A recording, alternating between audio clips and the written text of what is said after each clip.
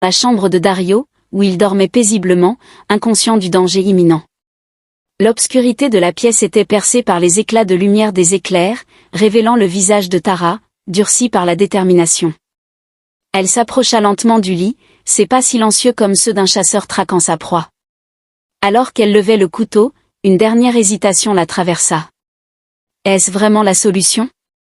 Mais cette question fut vite noyée par sa colère. Et dans un mouvement rapide et irréversible, elle commit l'acte qui allait changer leur vie à jamais.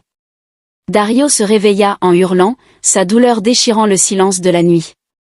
Le cri alerta non seulement les autres épouses, mais aussi les domestiques du domaine, qui accoururent en panique. Tara, les mains tremblantes et tachées de sang, recula, réalisant l'ampleur de ce qu'elle venait de faire. La douleur de Dario n'était pas seulement physique. C'était une humiliation, un effondrement total de son statut d'homme puissant et respecté. Lui qui était toujours vu comme invincible, comme un roi dans son domaine, était maintenant réduit à un homme brisé, gémissant de douleur. Les épouses furent les premières à arriver sur les lieux. Amara, horrifiée, tenta de comprendre ce qui s'était passé. « Tara, qu'as-tu fait » demanda-t-elle d'une voix tremblante. Mais Tara, les yeux remplis de larmes, ne répondit pas. Nadia, bien sûr, ne put s'empêcher d'ajouter une touche de drame.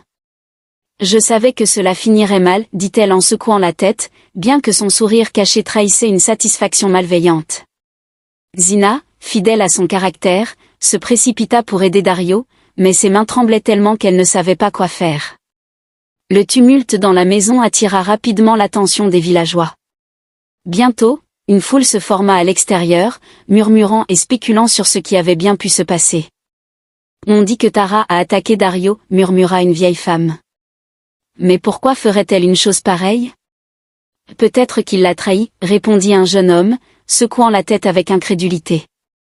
Pendant ce temps, Tara s'était réfugiée dans un coin de la maison, le couteau toujours à la main. Son esprit était un champ de bataille entre la culpabilité et la justification. « Je devais le faire » se répétait-elle, comme pour se convaincre. « Il m'a trahi.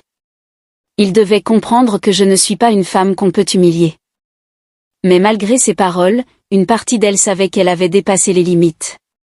Les souvenirs des moments heureux qu'elle avait partagés avec Dario revenaient la hanter.